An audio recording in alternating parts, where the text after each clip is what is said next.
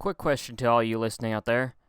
What happens when you have a party built around the idea of equality and has more or less succeeded in that mandate? Well, the righteous thing for that party to do is to simply reform itself into a different party, with a different cause, that is, if it wants political success. But this is politics, and there are liars in politics, dishonorable people, and frankly, little to no righteousness. So what does this party do when there's not enough inequality in existence to cast a vote for equality? I think a fairly reasonable solution for a politician and not a leader is to lie. And so this has been the Democratic Party for almost the last 8 years. A vote for nothing. Yes, you could say that you're voting for an illusion, but illusion still doesn't exist. And maybe you don't agree with me on this assertion, because maybe you still feel that there's inequality in America, and at least enough of it to get an arouse over. But I think that saying political parties that no longer have relevancy will start to manufacture relevancy in order to stay politically successful is an entirely reasonable statement, and I hope you would agree as well. But more importantly, I think everyone is wondering, how did we get to now? How did we get to a political party that is no longer relevant and full of lies? Well, I think the answer to that starts around 8 years ago, with Obama's first running for office. The country was tired. It was sick of war. It was sick of the terror wars. It was sick of people blowing people up. It wanted to get in a circle and sing Kumbaya and end it. This war was longer than World War II. This war was longer than World War I. This war was now approaching the Vietnam War, which is the longest standing war in American history. And spoiler alert, this war still continues today in Afghanistan. But yes, people were sick of Iraq. They were also frustrated with the economy. They had lost their homes in a housing collapse. They were upset. They wanted change. They wanted something to believe in. Obama was that figure puppet to believe in. He talked a big talk about change. He talked a big talk about how he was going to fix the people. Everybody was going to get in a circle and sing Kumbaya. There would be no more racism. There would be no more war. There would be no more poverty. Everyone would just get along and have a good day. Everybody would be neighborly. We would all become Canada. Imagine no countries. Imagine no terrorism. Imagine no bullshit. That was Obama in a nutshell. But of course, he's a politician, and he made a promise and he broke it. And he could never keep such an unrealistic promise.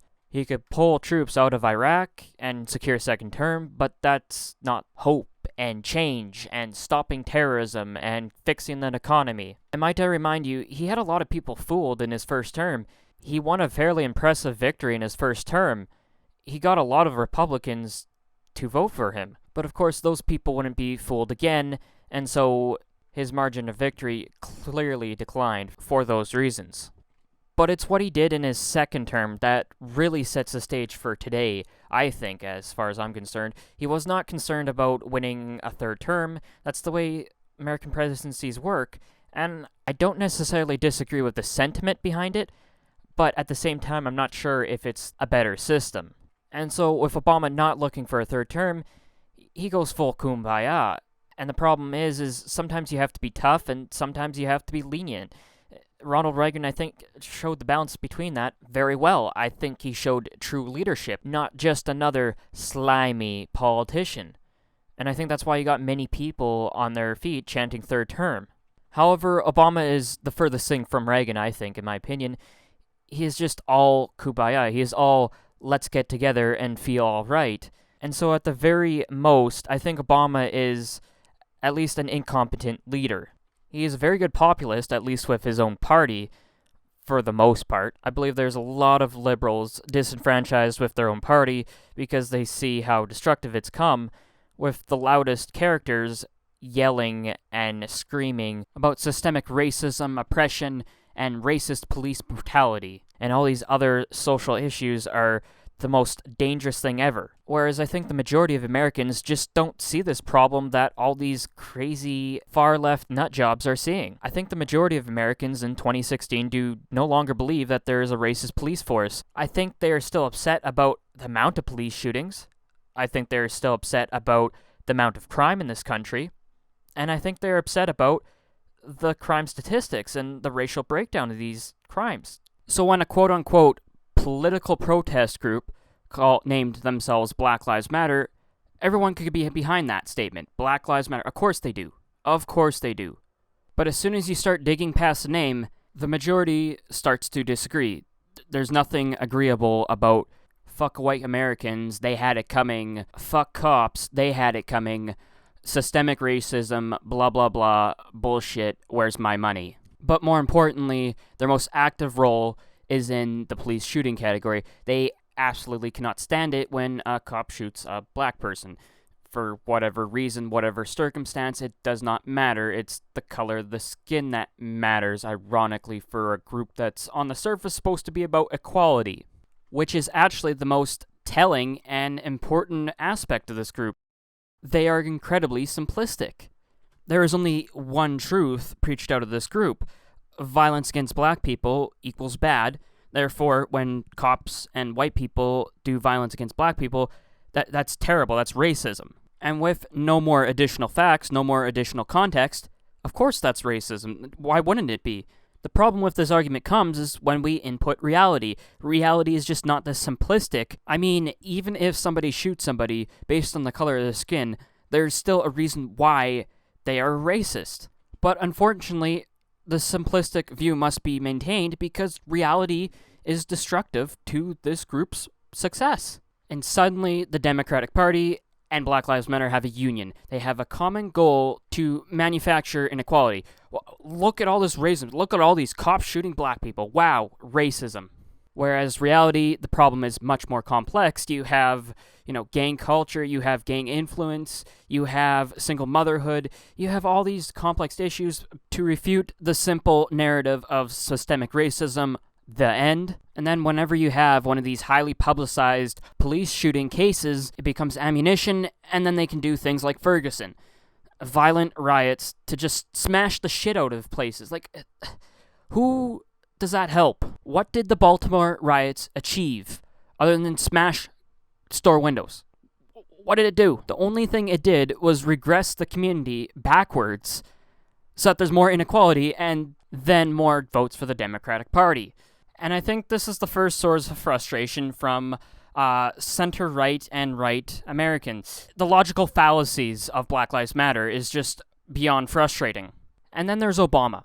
And what he said about Ferguson was quite moronic and frustrated hell out of a lot of people like me because Ferguson was less political protest and more riot. Hell, it started out yelling, burn it down, start a riot. And when Obama addressed it as a political protest with a few bad apples in it, that was complete bullshit. All he did was rhetoric, kumbaya, man, let's all get together and feel all right. Yes, Ferguson had legitimate grievances in it. Yes, people were angry. They were frustrated about this huge issue. But their assessment and root cause is wrong, and their actions unacceptable.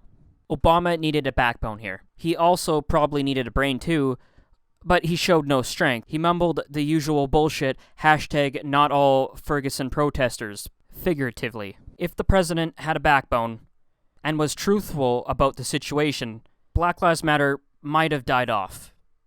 It sure as hell would not have grown, and most likely would have declined. By how much is a realm of uncertainty I'm not willing to comment on, but nonetheless they would be smaller by this time, and although the anti-police sentiment in these poor black communities would still exist, the Black Lives Matter movement, that is the embodiment of this sentiment in the mainstream, would have been most likely irrelevant. And thus it's safe to assume that Alton Sterling would have not triggered the Black Lives Matter movement to go out and shoot cops, like they have been advocating for almost 2 years now. I mean, literally shoot cops. Literally shoot anybody in a blue uniform. And most likely, good people. This is not 1989, guys. Cops ain't going around throwing you on the ground and being like, get the fuck down for no fucking reason. They might be looking for a reason, but they have to have one. Oh, and oh my gosh, #not all cops are good cops. No fucking shit. No shit.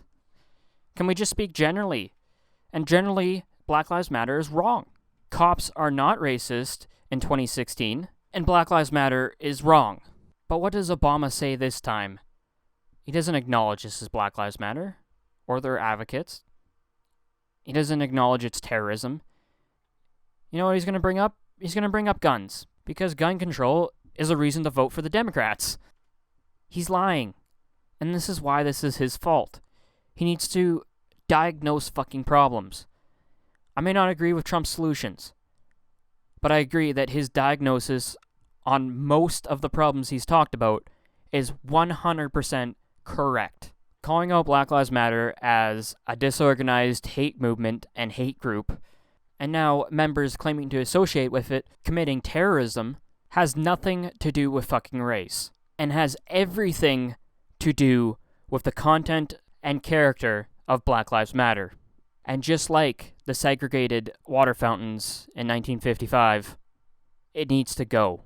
Unfortunately, with the American Commander-in-Chief unable to diagnose the problem and failure to take action against a domestic threat, we will continue to see blue uniforms fall. I hate it. But realistically, no change will come. Not until at least the end of 2016.